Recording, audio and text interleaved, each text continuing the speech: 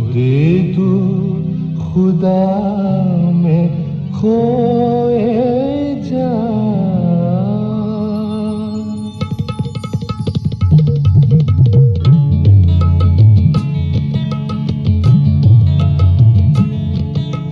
खुद की खुदी को खोकर खुद तू खुदा में खोए जा।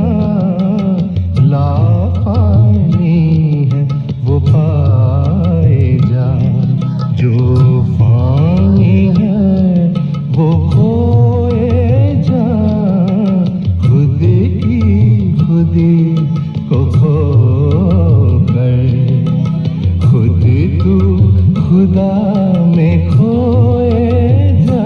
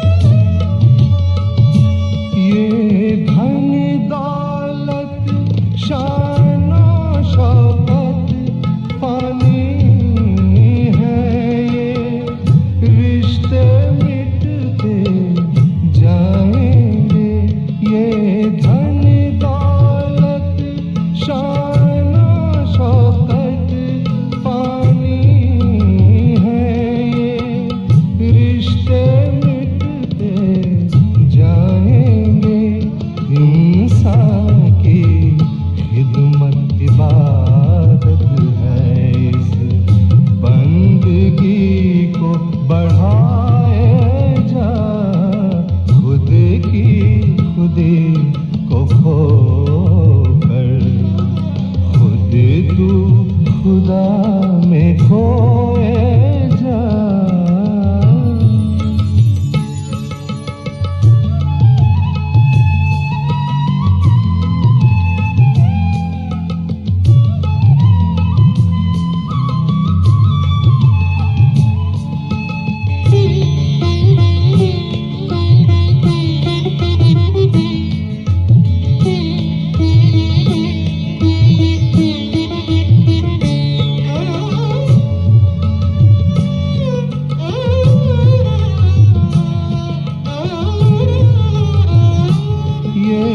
जंगो ज़बर ये तंगो हवा ये दुश्मनी सब खुद की नाकामियाँ। ये जंगो ज़बर ये तंगो हवा ये दुश्मनी सब खुद की नाकामियाँ। जो तुझको तुझसे दूर करे तू उस खुदी को मिटाए जा। खुद की खुदी को खोकर खुद तू खुदा में खोए जा।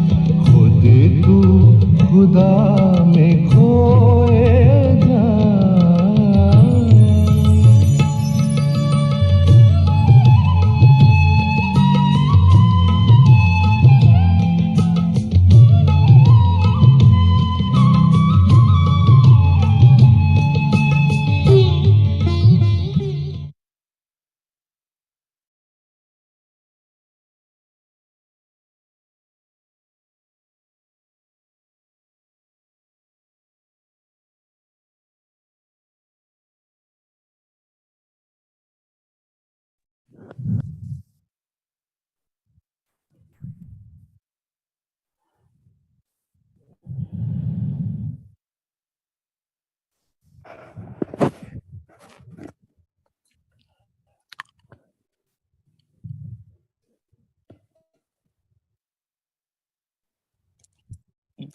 శ్రీమాతాజీ అండి. ఈరోజు ప్రాతకాల సామూహిక ధ్యానానికి అందరికీ స్వాగతం, సుస్వాగతం. మనమందరము మన తల్లి అయిన, మన గురువు అయిన శ్రీమాతాజీ నిర్మలాదేవి చిత్రపటానికి హృదయపూర్వకంగా నమస్కారాలు తెలుపుకుంటూ ఒక ప్రార్థనను చేసుకుందామండి. మనమందరము చెప్పుకుందాం ఈ ప్రార్థన. అమ్మ శ్రీమాతాజీ, మా అందరి హృదయాలలోనికి రండి తల్లి. మా హృదయంలో ఉన్న మలినాన్ని తొలగించి మాకు ధ్యానాన్ని స్థిరపరచండి శ్రీమాతాజీ.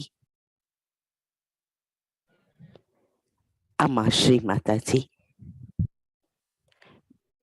మా తప్పులను క్షమించి మా అజ్ఞానాన్ని మన్నించి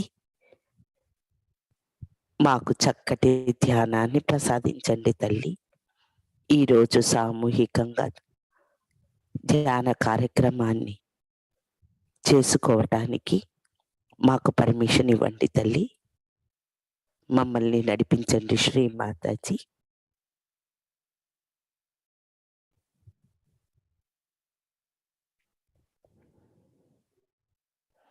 మన శిరస్సు వంచి ఆ తల్లికి నమస్కారాలు చేసుకుందాము.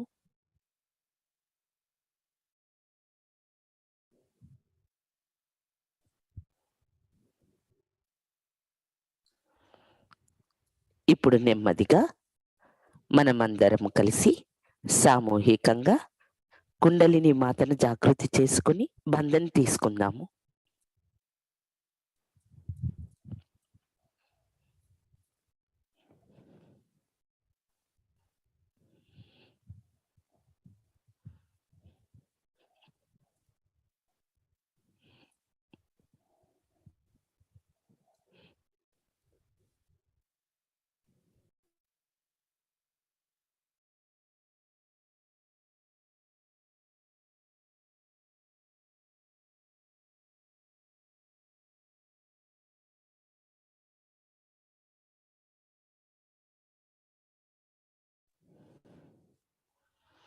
మన రెండు చేతులు శ్రీమాతాజీ గారి వైపు కుంచి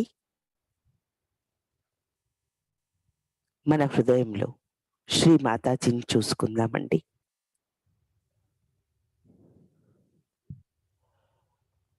సంపూర్ణంగా మన చిత్తాన్ని మనలోనికి తీసుకొని వస్తాము.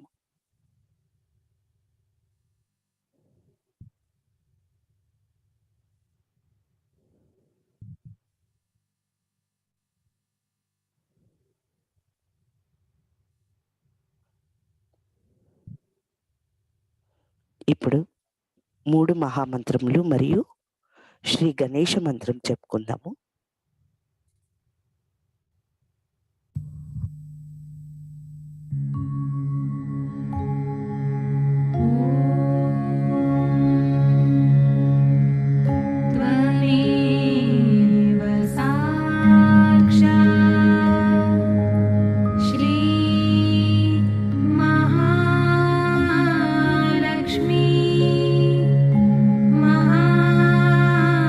सरस्वती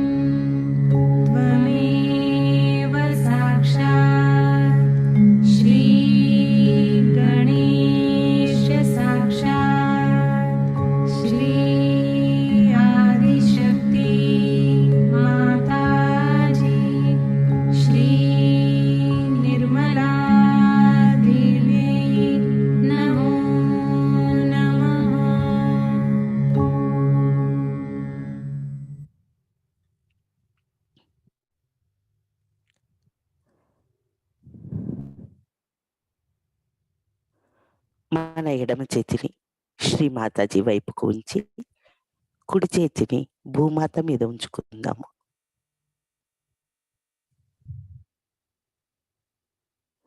మన శుద్ధ ఇచ్ఛా నాడి అయిన మన ఎడమ నాడిని, మన ఇడా నాడిని పరిశుభ్రం చెయ్యమని ఆ తల్లితో వేడుకుందాము. అమ్మా శ్రీ మాతాజీ, దయచేసి మా ఇడా నాడిని పరిశుభ్రం చెయ్యండి తల్లి.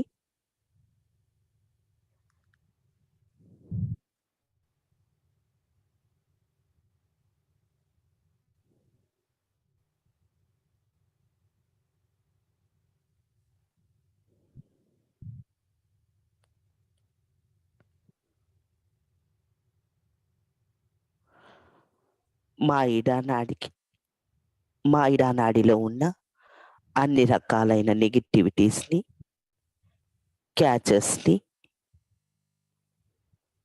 జడత్వాన్ని, భూతకాలము ద్వారా మాకు వస్తున్న అన్ని రకాలైన భారాన్ని భూతత్వంలోకి విలీనం చేయండి శ్రీమాతాజీ.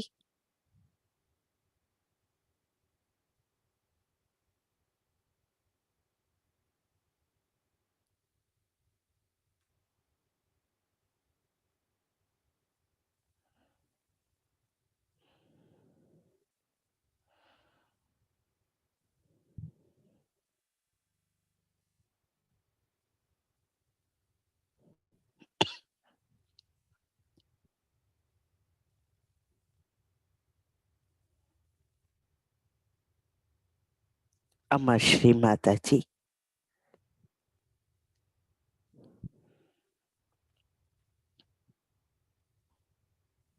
మా ఇడానాడికి సంపూర్ణమైన సమతుల్యత స్థితిని ప్రసాదించి శుద్ధ ఇచ్ఛను,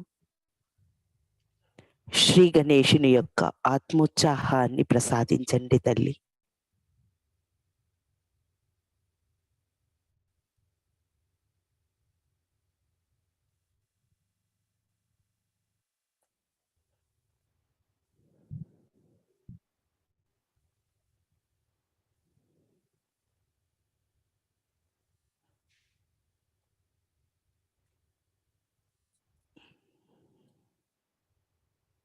ఇప్పుడు మన కుడి చెయ్యి శ్రీ మాతాజీ వైపుకి, ఎడమ చెయ్యి ఆకాశం వైపుకి.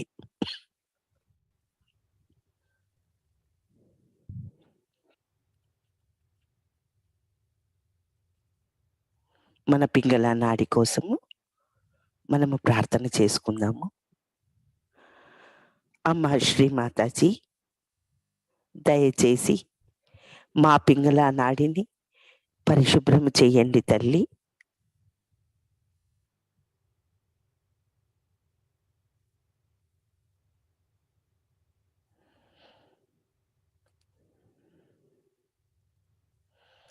మా పింగళ నాడిలో ఉన్న అన్ని రకాలైన నెగిటివిటీస్ని, ఇంబ్యాలెన్సెస్ని మరియు అధిక ఉష్ణోగ్రతను ఆకాశతత్వంలో విలీనం చేయండి తల్లి.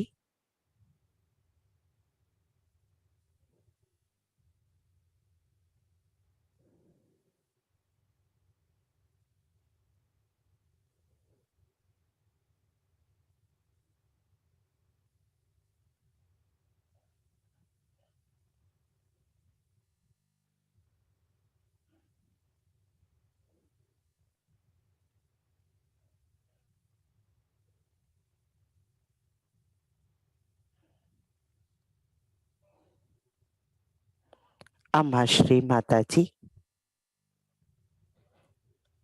మా పింగళ నాడికి సంపూర్ణ సమతుల్యతా స్థితిని ప్రసాదించి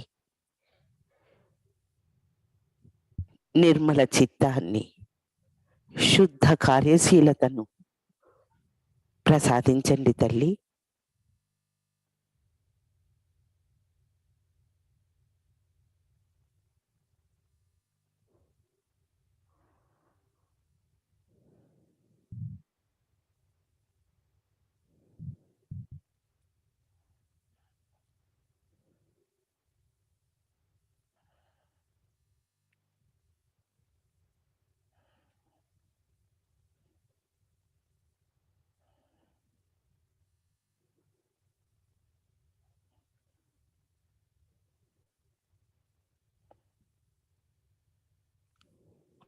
ఇప్పుడు రెండు చేతులు భూమాత మీద పెట్టుకుందాం.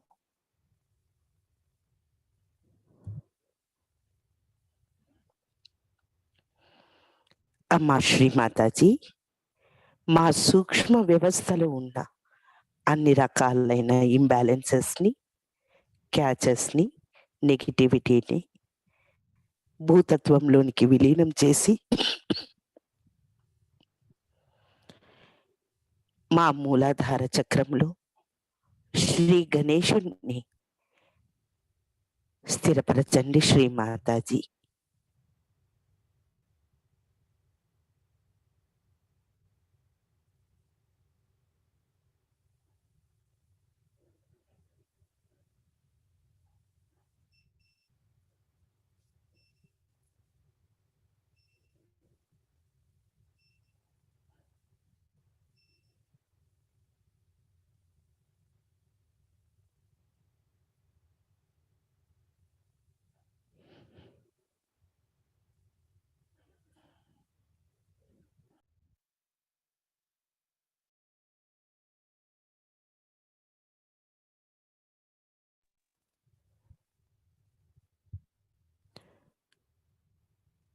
శ్రీ గణేశుని యొక్క గుణాలైన అమాయకత్వాన్ని, సద్వివేక బుద్ధిని, పవిత్రతను, మంగళకరతను మాకు ప్రసాదించండి శ్రీమాతాజీ.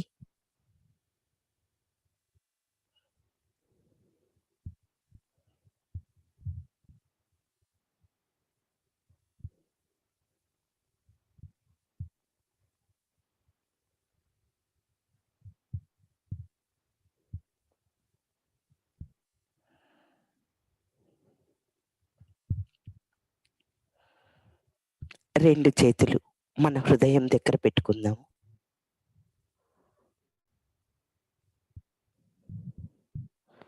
ఒక్కసారి మన రెండు చేతుల్ని మనం గమనించుకుందాము.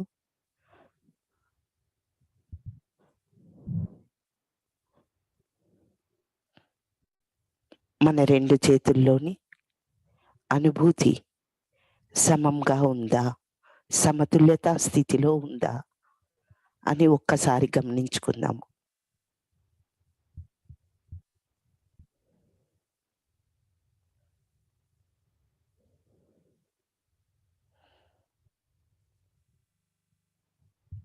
ఒకవేళ లేనట్లయితే ఎవరికి వాళ్ళు శ్రీమాతాజీకి సమర్పించుకుందాము.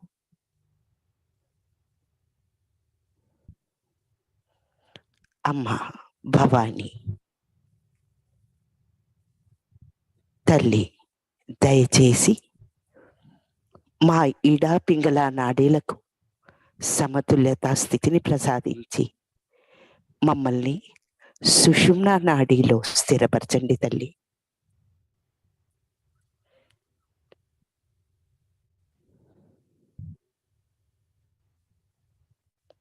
మా సుషుమ్న నాడీని పరిశుభ్రం చేసి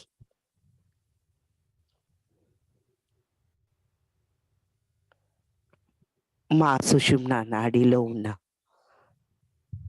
అన్ని రకాలైన అడ్డంకులను తొలగించి కుండలిని మాత యొక్క మార్గాన్ని సుగమమం చెయ్యండి శ్రీమాతాజీ.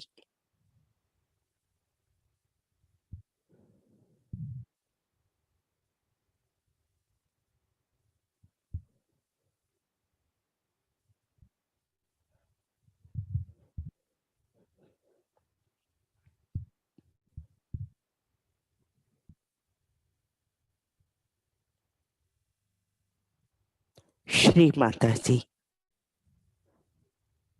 మాకు ధ్యానాన్ని ప్రసాదించండి తల్లి.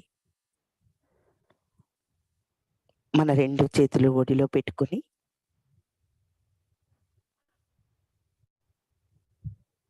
కొద్దిసేపు ధ్యానంలో కూర్చుందాము.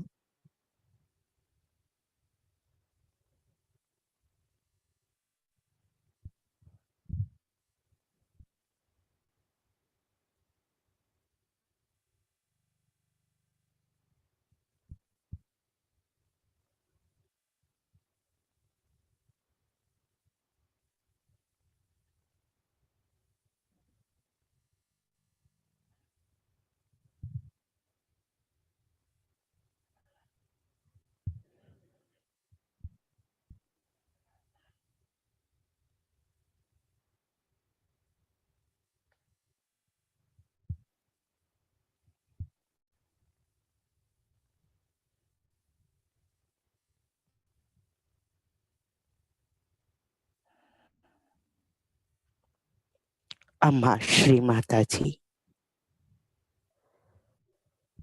మా అందరికీ నిర్మలమైన జాయిని, నిర్విచారతను మరియు సరస్య శరణాగతిని ప్రసాదించి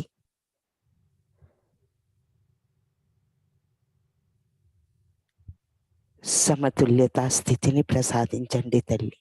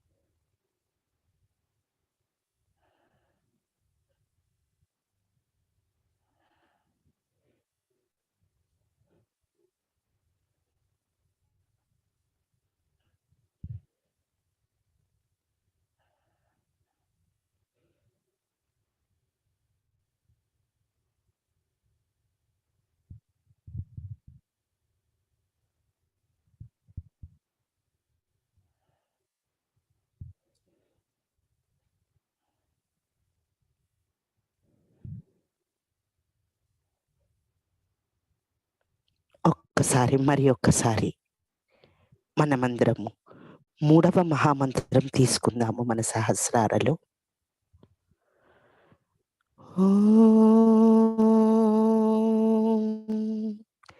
త్వమేవ సాక్షాత్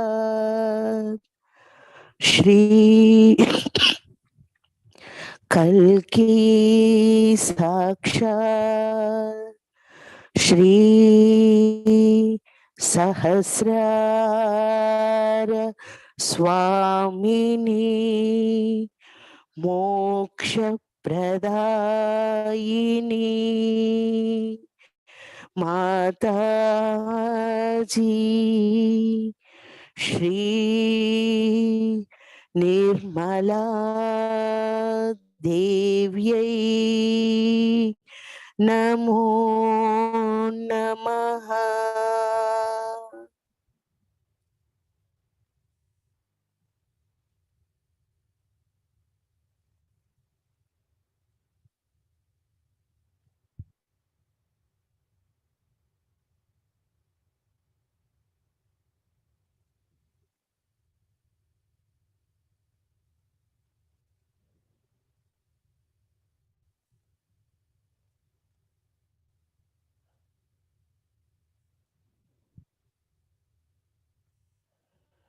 ఈ అమృత తుల్యమైన స్థితిలో శ్రీ మాతాజీ గారు మనకు అందిస్తున్న సందేశాన్ని ప్రవచనం ద్వారా తీసుకుందాము. For example, now it's a very good thing that I was with Mahatma Gandhi, and people have got great respect for Mahatma Gandhi. Of course, and Mahatma Gandhi was very much impressed by me, no doubt. Even when I was a child, he used to consult me. And the proof of that is that in his bhajans, he has put the serial of the bhajans in different ways, starting from the heart, talking about the Atma, and then he's starting from the Muladhara upward, like that. So, I mean, that's one of the proofs that he must have consulted me. But whatever it is, you can use him also, that Sri Mataji is doing what Mahatma Gandhi said. He has talked about Sarva Dharma Samanatva, means all the religions are treated with same respect and same understanding. Once you start talking like that, you see, then people will understand that it has some noble heritage behind it, because everybody wants to know from what book I have learnt. I mean, I have never learnt from any book, that you know very well. But you can say that she's the one who was with him, and that she was very much impressed by her. And the same ideas of peace and non-violence and all that, these are the same techniques and methods she wants to use. That's a fact, no doubt. But Mahatma Gandhi was a very fiery speaker. All people who followed him were very fiery. They were not just, all right, come along, have a cup of tea, and this kind of thing is not going to work out. So Americans need challenge, and they need really a fiery person to blast them. So now, if you go on this way, like the other day when we had a program in New York, and there were so many black people and so many uh, Chinese, and then there were so many Indians, and very few were whites. So whites came and said, "Oh, nothing has happened to me." So then what you have to do? Nothing has happened. Yes, that's what. Must be something wrong with you, or must be you must have committed some sins or something. So then they get a shock. Oh, it's something surprising. You haven't got it. Oh, it's very wrong. Something wrong with you. You should get it. Try to get it. It's very wrong. I hope you don't have cancer. Then.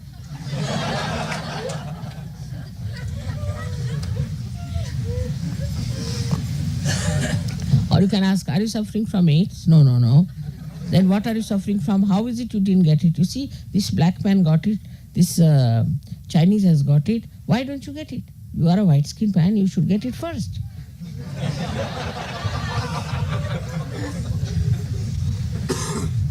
Then things will work out. I have been thinking about it, why these Americans are so dull. Because, you see, they are on the whole very dull people. Extremely dull. Because this kind of a rock music, you see, if you play before anyone, people would run away. What is this going on? But the way they like this rap music yesterday, they wanted me to listen. The heart started beating the other way around. I said, what's happening? And the whole thing started shaking. I sat on a bench, and the whole bench was shaking.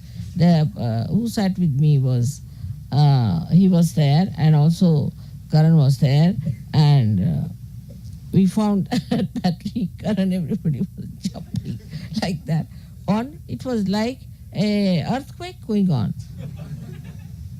So this is what it is. That, you see, these people are very, very dull people and numbed out. And they are numbed out because of their so-called freedom.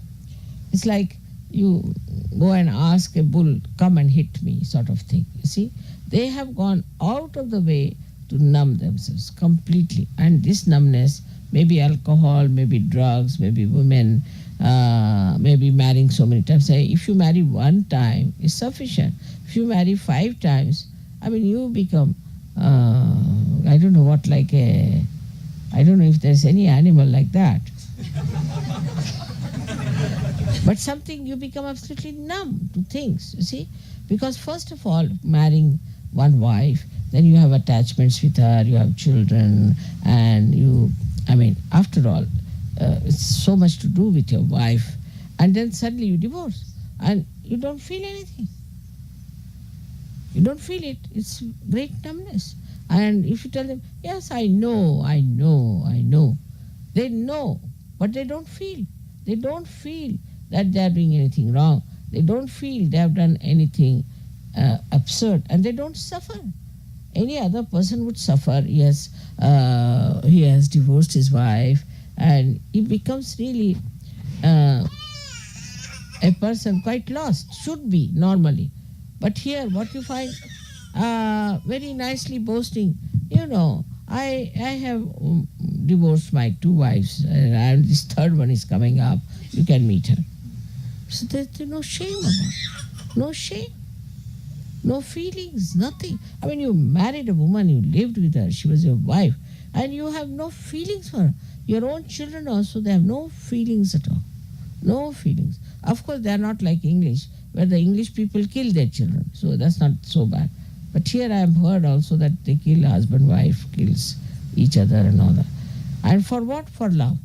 When they do not have love for one husband, how are they going to have love for another husband? I can't understand. Love is a quality of heart. So this is what it is. If you see, the whole character is numbed out, because they don't behave like human beings. They behave like, I don't know, again I say, I don't know like whom, because there's no comparison whatsoever.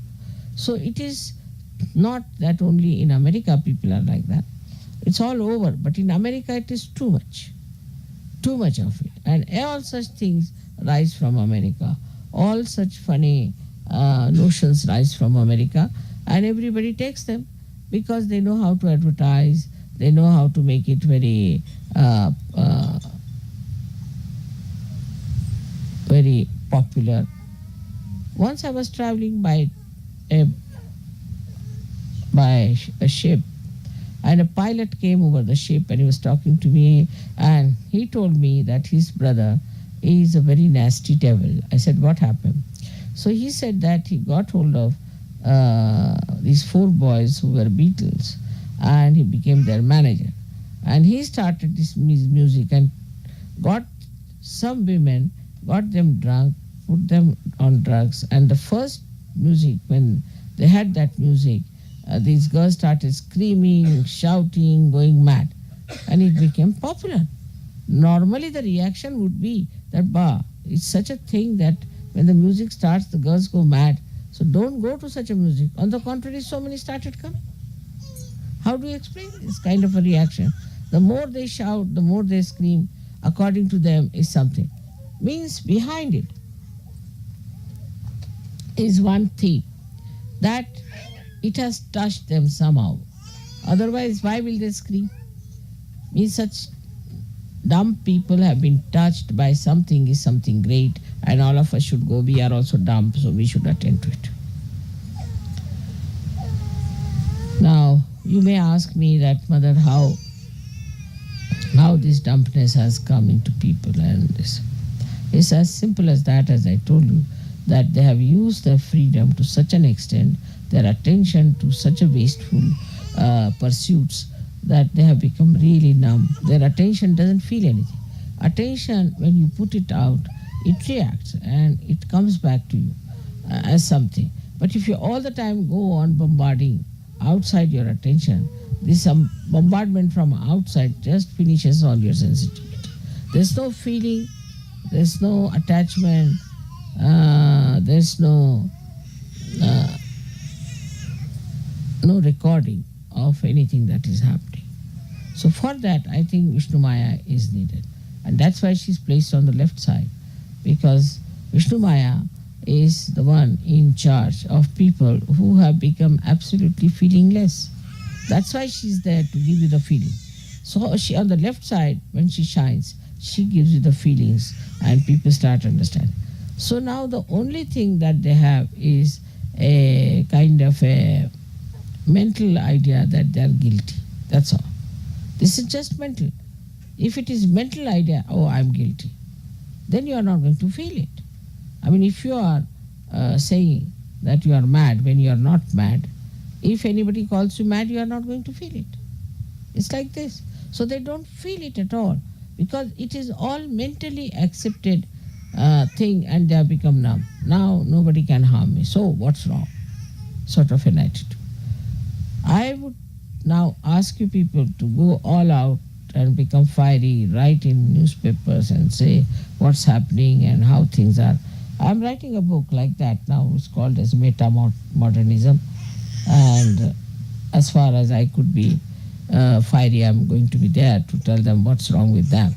And they should see to it that it's all wrong. No use trying to call it something great. Like now, AIDS have come up. I thought with AIDS they will be awakened. So now the AIDS have become a martyrdom. Now the UPs came up. I said the UPs will suffer from a disease. So now they said, no, it's very nice to be UPs. After all, you see, they are another heroes who died for their UPs. Like, you see, every stupidity is made into a something kind of a very glorifying thing. So and people accept it. That's the best part of it. They accept it. So it is important for you to be fiery and to show them in that light what they are. They have to be shown. It's not just the little light of the spirit will show them much, but it's the real dazzling, burning light of a lightning. So today's puja is going to be specially for you all to develop that creativity of talking, behaving in every way in a fiery way. That is going to put them right, nothing else. In creative work also, when we create something or we sing something and all that, if you go on singing, say in our Indian style, some music which is vilambit tal, you see, very slow talas, that won't come. They like somebody like Ravi Shankar, who just goes on mixing up notes and just goes on playing something which is very, very unscientific according to Indians thing, and is not at all entertaining. It doesn't open your heart and something like that. But that is the thing that appeals to them. To go into a big sort of a rock and roll sort, make it sitar into rock and roll, and even worse than that, I don't know the new latest one, I don't know what it is. So the second thing is that you can see how they try to shock people. Also they try to shock people because they know that they are also like us. Like you go in the market, you find somebody, his pant is not pant, even half pant is all torn at wrong places, and it is just to shock people. They are supposed to hear, at least they are supposed to, in America it is supposed to be, you have to dress up decently, you should not be indecently dressed. That's what they want. But what you find, whatever chance they can get to dress up in a way that you will be shocked, they would like to do. Like they'll have only one part of the hair as white. I mean, anything is possible, just to shock others. Shock others and attract the attention. And what do you get? Nothing. You spend so much money to attract the attention of others. But what do you get? That attention doesn't give you anything, doesn't pay you anything, doesn't compensate. So it's such a joyless pursuit they get into. All these things spoil their attention. It destroys it to this extent that they are feelingless people. They have no feelings left. And then the worst thing that has happened is that they have become absolutely money oriented. So the money is another side of Saraswati. Saraswati is different from Lakshmi. So the Lakshmi and Saraswati never go hand in hand. This is the reason why when they get after Lakshmi, run after money too much, they get shocks, because suddenly you find the stock exchange has fallen, there's a recession, this business has gone, somebody who is very rich suddenly becomes a poor man. This is all the work of the Saraswati. And if somebody is too much in Saraswati, reads too many books, is an artist who is very ambitious, who tries to outshine other artists and all that, such a person also gets back a reward from Lakshmi, that his things never sell, he never gets money, he starves, all sorts of things. So these two things are in balance only in Hamsa. Or we can say they are in balance when you are a Sahaja.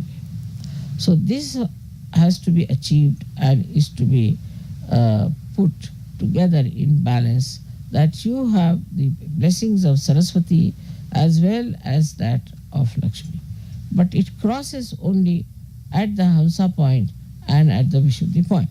So what we have to do to bring the balance is that whatever we are earning, whatever we are doing, we should not be in a mediocre way. We should try to do it in a dynamic way, in a fiery way. These two things should be combined at the Vishuddhi level. So now supposing you are going to give a lecture about Sahaja Yoga in a fiery way. And if you wear a dress that you look like a hippie or somebody coming out of a jail, nobody is going to take you seriously. But if you are properly dressed and you look respectable and presentation is good, and then you give a fiery speech, everybody is going to listen. So this principle of Lakshmi Tattva is to be used with the domination of the Saraswati principle.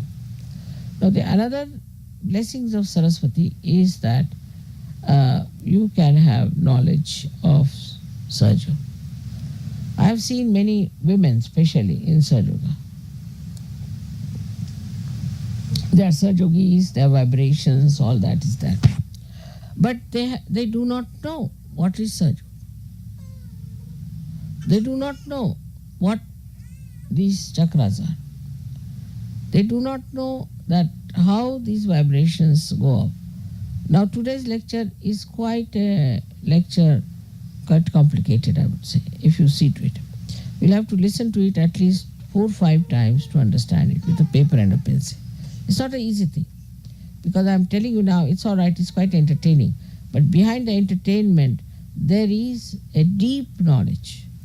So I have not seen the Sahajoginis mostly sit down with a paper and pencil to know what is Mother saying, what is the knowledge she is giving us about the various things. To them, Sahaja means to be nice, to good food and help the Sahajogis, and that of course for the pujas to wear nice saris and nice dresses, come to the pujas and all that, and finished also. So for them it is very important that they should also know what is Sahaja. They must listen to my lectures, sit down, study it nicely and understand it. The other way around are the men. For them it is to do all the outside work, go around, see things and all that. But as far as relationships are concerned, or as far as emotional side are concerned, they are negligent. And that is why Sahaja by men is different, Sahaja by women is different. And in France especially, it had gone very far away from each other. The women were on one side, men are on the other side. Imagine in Sahaja to have such a nonsense as that. But then we discovered the person who was doing it and we managed it. So it was settled down and now things are better. But women must know about Sahaja. But that doesn't mean that they should fight with them or think that they also know what these men know. But it's very, very common, I have seen, that men and women are having a different type of attitude towards Sahaja. One is an extrovert, another is an introvert. But in Sahaja, there is no difference between a woman and a man as far as knowing Sahaja is concerned. I am a woman myself and I know so much. So why not the women should know about what is Sahaja? So all the women who are here or all over have to know what is Sahaja. After all, look at Vishnu Maya, she is a woman. It's the power that works. Brahmadeva doesn't work. He's created all these things because he has the power of Saraswati. Otherwise he could not have created. So everything is done through the power, and the power is a woman. But if the power doesn't know what is Sahaja, how is she going to work it out? So the women, though they have children, I know they have to look after the household, kitchen, but it's such a pleasure, such a joy to read about Sahaja, to understand it, to know it. Of course, some of them do also read. I'm not saying that they do not, but they are very, very few. And they are very sensible, very sensible. So this is my understanding of today's happening, that in this natural surrounding, these natural surroundings, where we are blessed by the work of Brahmadeva and Saraswati, and where we can feel the capacity of these deities, to what extent they can create. The nature is absolutely one with the divine. Now see, as soon as I came here, the nature knew I am there. It just started acting by itself. I didn't have to give them a lecture. They didn't have to do a puja, nothing of the kind.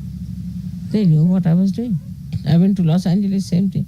Anywhere I go, the nature knows what is to be done. Now mother is in the town, so what should we do? And they do it.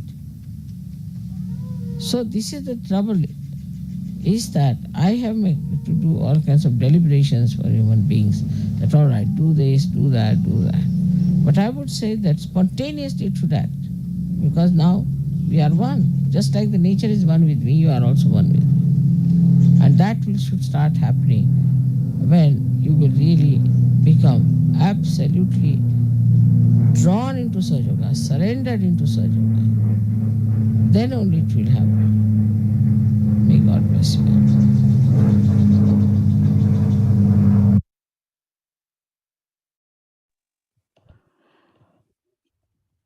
మనమందరం కొద్దిసేపు నిశ్శబ్ద ధ్యానంలో కూర్చుందాము.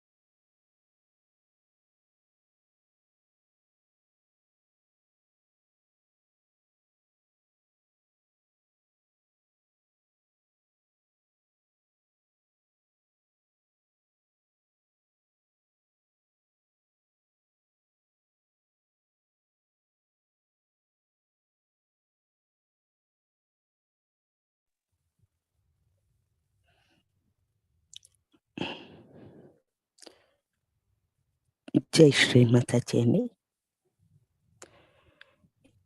శ్రీ మాతాజీ గారి ప్రవచనము శ్రీ సరస్వతి పూజ కెనడాలో జరిగినది 1990 August 11వ తారీఖున శ్రీ మాతాజీ గారు ఇచ్చిన ప్రవచనము. నిన్న పార్ట్ 1 గురించి మనము తెలుగులో తెలుసుకున్నాము. ఈరోజు పార్ట్ 2 శ్రీ మాతాజీ గారి ప్రవచనం తెలుగులో. ఒక మంచి విషయం ఏమిటంటే, నేను మహాత్మా గాంధీ గారితో కొంతకాలం పాటు ఉన్నాను. ప్రజలకు ఆయనంటే చాలా గౌరవం ఉండేది. అలాగే మహాత్మా గాంధీకి కూడా నా పట్ల చాలా మంచి అభిప్రాయం ఉండేది అనుకోండి, అందులో సందేహం లేదు. నేను చిన్నపిల్లగా ఉన్నప్పుడు కూడా ఆయన నన్ను సంప్రదించేవారు. దానికి రుజువు ఏమిటంటే ఆయన తన భజనావళిని వివిధ రకాలుగా వరుస క్రమంలో పెట్టేటప్పుడు హృదయంతో మొదలుపెట్టి, అంటే ఆత్మ గురించి మాట్లాడుతూ, ఆ తర్వాత మూలాధారము, అక్కడి నుండి పైకి వెళ్తున్నట్టుగా ఉండేది. ఆయన నన్ను సంప్రదించారనటానికి ఇదొక రుజువు. ఏది ఏమైనా మీ శ్రీమాతాజీ కూడా ఆయన చెప్పిన దాన్నే పాటిస్తున్నారు. ఆయన సర్వధర్మ సమానత్వాన్ని గురించి మాట్లాడారు. అంటే దానర్థము అన్ని మతాలు సమానమైన గౌరవంతోనూ సమానమైన అవగాహనతోనూ చూడాలి అని. మీరు ఒకసారి అలా మాట్లాడడం మొదలు పెడితే అప్పుడు ప్రజలు దీని వెనుక ఏదో ఒక ఉదాత్తమైన వారసత్వం ఉన్నదని అర్థం చేసుకుంటారు. ఎందుచేతనంటే నేను ఈ జ్ఞానాన్ని ఏ పుస్తకం నుండి నేర్చుకున్నానని నన్ను అడుగుతూ ఉంటారు. నేను ఏ పుస్తకాల నుండి ఈ జ్ఞానాన్ని పొందలేదనే విషయం మీకు బాగా తెలుసు. కానీ మీరు ఇలా చెప్పవచ్చు, ఈమె మహాత్మా గాంధీతో ఉన్నారు మరియు ఆయనను కూడా ప్రభావితం చేసినది, మరియు శాంతి, అహింస వంటి మహాత్మా గాంధీ యొక్క సిద్ధాంతాలను ప్రబోధించి ఉపయోగించింది కూడా శ్రీ మాతాజీయే అని. అది వాస్తవం, అందులో ఎటువంటి సందేహము లేదు. అయితే మహాత్మా గాంధీ చాలా తీక్షణంగా మాట్లాడే వక్త. అతనిని అనుసరించిన వారు కూడా అలాంటి వారే. అమెరికన్లకు సవాళ్లు కావాలి. వారిలో కుదుపు రావాలంటే అంత గంభీరంగా మాట్లాడగలిగే వ్యక్తి ఉండాలి. అమెరికన్ ప్రజలు చాలా నిస్తేజంగా ముద్దుబారిపోయినట్లుగా ఉంటారు. అది ఎందుచేతనంటే వారు స్వేచ్ఛ అనే పిలుచుకునే దాని వలన. వీరి యొక్క ఈ మొద్దుబారితనము వారు తీసుకునే ఆల్కహాల్ వలన కావచ్చు, లేదా మత్తు మందుల వలన కావచ్చు, లేదా స్త్రీలోలులై అన్నిసార్లు వివాహం చేసుకోవడం వల్ల కావచ్చు.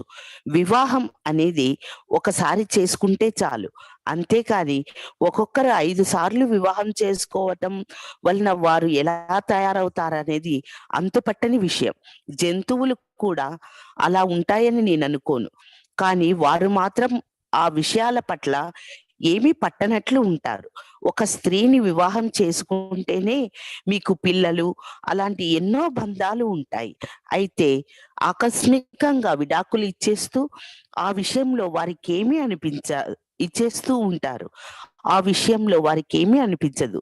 ఆ స్తబ్దత అనేది ఎలా ఉంటుందంటే మీరు ఏది చెప్పినా అవును నాకు తెలుసు అంటారు. వారికి తెలుసు, కానీ వారేమీ అనుభూతి చెందరు. తామేమైనా తప్పు చేస్తున్నామేమో అనే బాధే వారికి ఉండదు. వారికి అదేమీ అసంబద్ధంగా ఉన్నట్లు అనిపించదు. వారేమీ బాధపడరు. మామూలుగా ఎవరైనా అయితే అలాగ విడాకులు ఇవ్వటం అంటే ఏదో పోగొట్టుకున్నట్టుగా అనుకుంటారు. కానీ వీరు మాత్రము నేను ఇప్పటికే 2 విడాకులు ఇచ్చేశాను, ఇప్పుడు 3వ ఆమె వస్తుంది, మీరు ఆమెను కలవచ్చు అని గొప్పలు చెప్పుకుంటారు.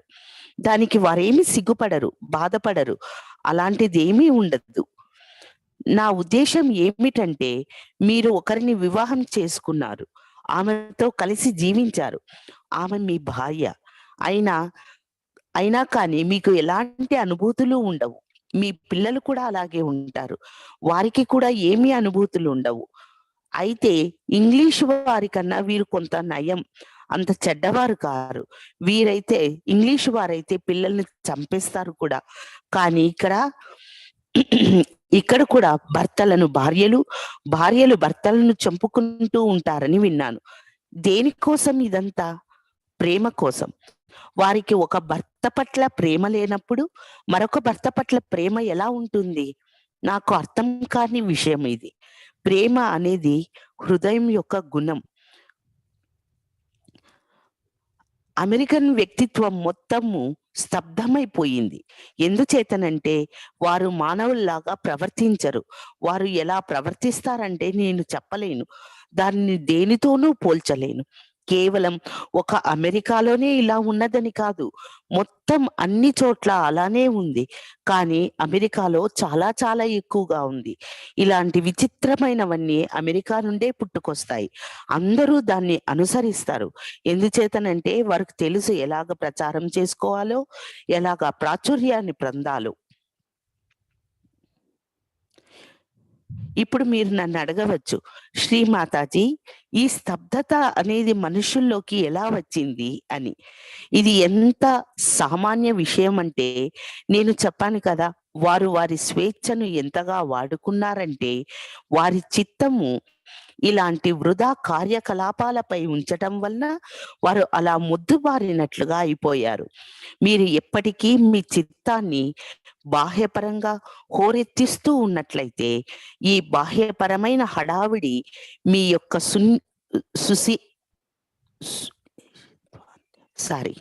మీ యొక్క సున్నితత్వాన్ని పూర్తిగా మాయం చేస్తుంది. ఏ అనుభూతులు ఉండవు, ఏ అనుబంధాలు ఉండవు, ఏమి జరుగుతుందో మీకు గ్రహం అవ్వదు. దీనికోసమే విష్ణుమాయ అవసరం ఉన్నదని నేను అనుకుంటున్నాను. అందుచేతనే ఆమె ఎడమ పార్శ్వంలో ఉంచబడింది. పూర్తిగా ఎటువంటి స్పందనలు లేదని అన్నవారు విష్ణుమాయ యొక్క పర్యవేక్షణలోనే ఉంటారు. ఆ అనుభూతులను కలిగించటానికే ఆమె అక్కడ ఉంది. ఎప్పుడైతే ఆమె ఎడమ పార్శ్వంలో ప్రకాశవంతమవుతుందో అప్పుడు ఆమె అనుభూతులను కలగచేస్తుంది. అప్పుడు వారు అర్థం చేసుకోవడం మొదలు పెడతారు. వారిలో మానసికంగా ఉన్నది కేవలం తాము దోషులమనే భావన.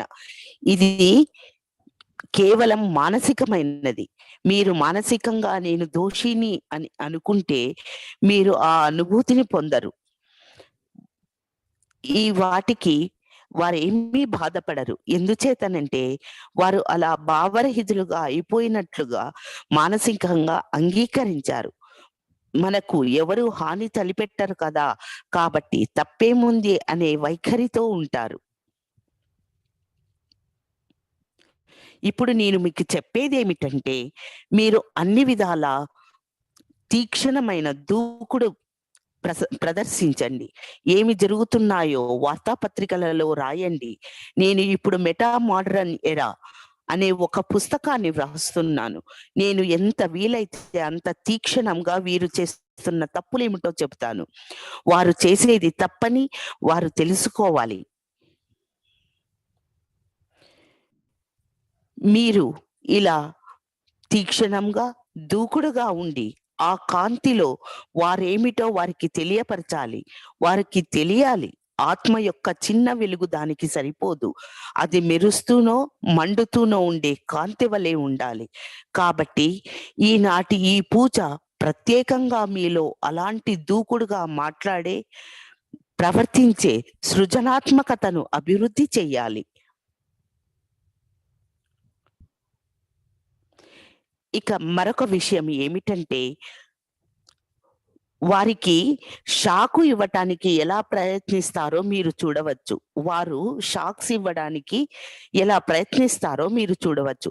ఎందుచేతనంటే వారు కూడా మనలాంటి వారేనని వారికి తెలుసు. ఉదాహరణకి మీరు మార్కెట్కి వెళ్ళారనుకోండి, అక్కడ ఎవరో ఒకరు ప్యాంటు కూడా కాదు, చిన్న నిక్కరు మాత్రమే, అది కూడా చిల్లులు పడిపోయి ఉంటుంది. అది కూడా జనాలకు ఒక రకమైన షాక్ ఇవ్వటానికే. ఇక్కడ అయితే అలాగా ఉంటుంది. అమెరికాలో హుందాతనంగా ఉండే బట్టలు ధరించాలి, అలాగా అసభ్యకరమైన బట్టలు ధరించరాదు. కానీ వారికి కావలసింది అదే. అలాగా జనాలకు షాక్ ఇచ్చే వస్త్రధారణ వాళ్ళు ఇష్టపడతారు. అలాగే జుట్టులోని సగ భాగం మాత్రం తెల్ల రంగు వేసుకుంటారు. ఇలాగ ఇతరులకు షాక్ ఇవ్వటానికి వారికి వారి ధ్యాసను తమ వైపు మళ్లించుకోవటానికి ఇలాంటి పిచ్చి పనులు ఏవైనా చేస్తారు వాళ్ళు. దాని వలన వారేమి పొందుతారు? ఏమీ లేదు. ఇతరుల ధ్యాసను తమ వైపు మళ్లించుకోవడానికి చాలా డబ్బు ఖర్చు పెడతారు. దాని వలన ఏమి పొందుతారు? అలాంటి చిత్తము మీకేమీ ఇవ్వదు, మీకేమి చెల్లించదు, పరిహారాన్ని ఇవ్వదు. వారు ఇలాగ ఏమాత్రం ఆనందాన్ని ఇవ్వని వాటి వెంట పడుతూ ఉంటారు. ఇలాంటివన్నీ వారి చిత్తాన్ని వారు ఏ అనుభూతులు లేని వారిగా చేసేంతటగా పాడైపోయారు. ధనం అనేది శ్రీ సరస్వతి యొక్క మరొక వైపు. శ్రీ సరస్వతి వేరు, శ్రీ లక్ష్మి వేరు. అందుచేత లక్ష్మీ సరస్వతులు ఎప్పుడూ ఒక చోట ఉండరు. ఎప్పుడూ లక్ష్మీదేవి వెంట పడేవారు, అంటే డబ్బు వెనకాల అతిగా పరిగెట్టేవారు షాకులు తింటారు. ఎందుచేతనంటే ఒక్కోసారి ఆకస్మికంగా స్టాక్ మార్కెట్ పడిపోతుంది, ఆర్థిక మాంద్యం వస్తుంది, వ్యాపారం దెబ్బతింటుంది. చాలా ధనవంతులైన వారు ఒక్కసారిగా పేదవారిగా అయిపోవచ్చు. ఇదంతా సరస్వతీదేవి చేసే పనే. అలాగే కొందరికి సరస్వతి కటాక్షము ఎక్కువగా ఉండి చాలా ఎక్కువగా పుస్తకాలు చదువుతూ ఉంటారు, లేక చాలా అత్యాశతో ఉండి ఇతర కళాకారులను అణగదొక్కుతూ ఉంటారు. అలాంటి వారు లక్ష్మీదేవి నుండి పొందే ప్రతిఫలం ఏమిటంటే వారి వస్తువులు ఎప్పుడూ అమ్ముడుపోవు, వారికి డబ్బు రాదు, పస్తులు ఉంటారు. ఇలాంటివన్నీ జరుగుతాయి. ఈ రెండు విషయాలు కూడా హంసాచక్రం వలననే సమతుల్యంలోకి వస్తాయి. ఇలా కూడా చెప్పవచ్చు, మీరు సహజ యోగి అయినప్పుడు అవి సమతుల్యంలో ఉంటాయి. కాబట్టి వీటిని సమతుల్యంలో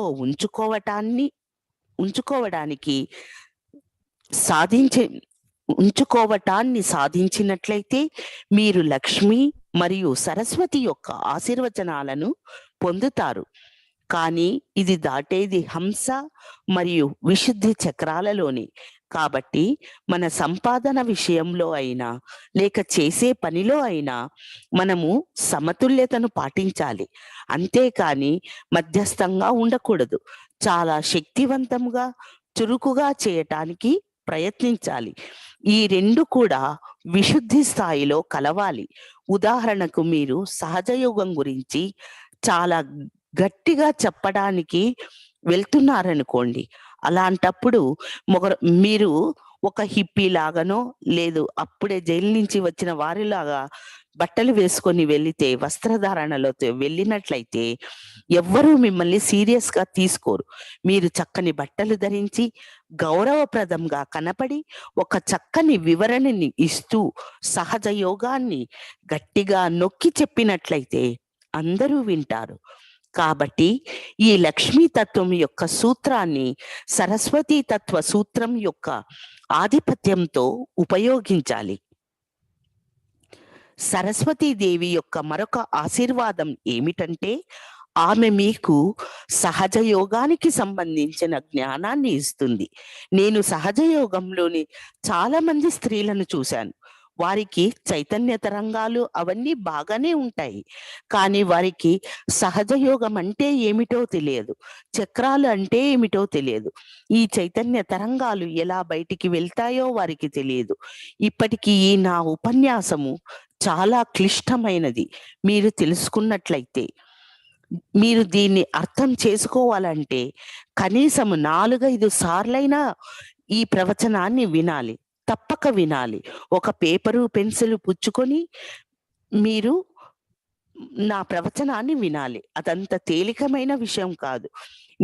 ఇప్పుడు నేను చెప్తున్నాను, మీకు అది వినోదభరితంగా అనిపించవచ్చు, కానీ ఈ వినోదం వెనకాల చాలా లోతైన జ్ఞానం ఉంది.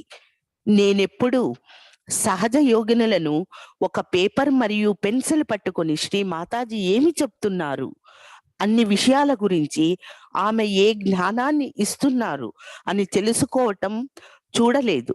వారికి సహజ యోగం అంటే ఇతరుల పట్ల మంచిగా ఉండటం, చక్కని ఆహారాన్ని వండటం, ఇతర సహజ యోగులకు సహాయపడటం, పూజలకు హాజరవ్వటం, కేవలం ఇంతే. వారు సహజ యోగాన్ని గురించి తెలుసుకోవడం చాలా ముఖ్యం. వారు కూర్చొని నా ఉపన్యాసాలు వినాలి, వాటిని చదివి ఆకలింపు చేసుకోవాలి. అదే మగవారి విషయానికి వచ్చేసరికి అది పూర్తిగా విరుద్ధంగా ఉంటుంది. వారెప్పుడు బయటి పనులు చేయాలని, బయట తిరగాలని, బయట అన్నింటినీ చూడాలని అనుకుంటారు.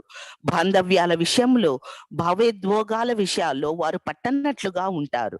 అందుచేతనే సహజ యోగాన్ని ఆచరించే పద్ధతి మగవారిలో ఒక విధంగా, ఆడవారిలో మరొక విధంగానూ ఉంటుంది. చాలా సాధారణంగా కనపడే విషయం ఏమంటే సహజ యోగం పట్ల మగవారి మరియు ఆడవారి దృక్పథాలు వేరువేరుగా ఉంటాయి. ఒకరు బహిర్ముఖంగా ఉంటారు, మరొకరు అంతర్ముఖంగా ఉంటారు.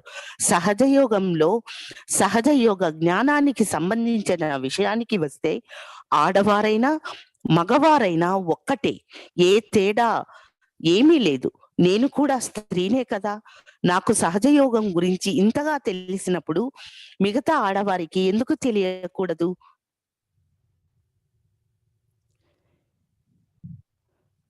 ఈ రోజు ఇక్కడ జరుగుతున్న దాన్ని బట్టి నాకు అర్థమైనది ఏమిటంటే, ఇక్కడ సహజమైన ప్రకృతి వాతావరణంలో శ్రీ బ్రహ్మదేవ మరియు శ్రీ సరస్వతీ దేవుల చేత వారి యొక్క కార్యాన్ని నిర్వహించే ఆశీర్వచనాలను మనం పొందాము.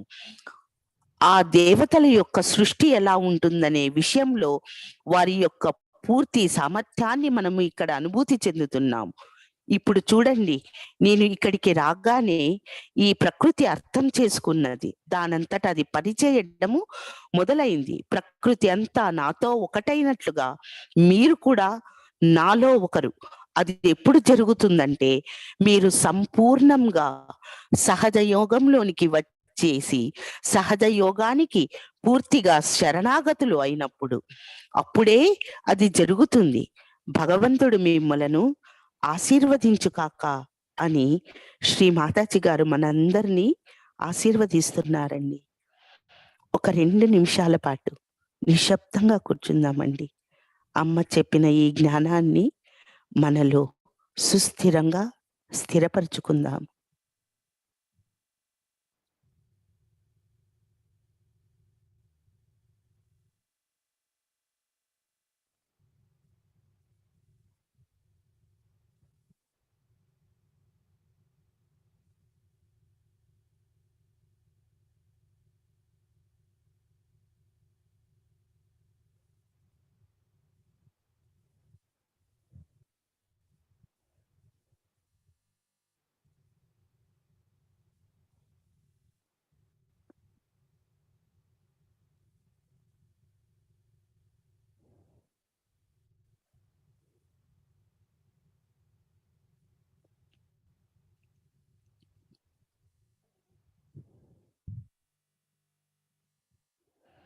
సాక్షాత్ శ్రీ ఆదిశక్తి మాతాజీ శ్రీ నిర్మలా దేవ్యై నమో నమః.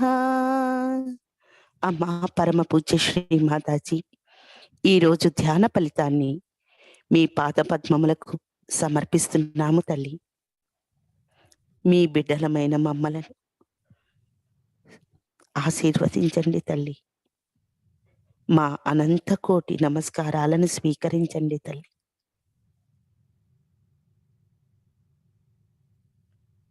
ఆ తల్లి పాద పద్మములకు సవినయముగా నమస్కారాలు తెలుపుకొని సామూహికంగా మన కుండలిని మాతను జాగృతి చేసుకుని బంధం తీసుకుందాము.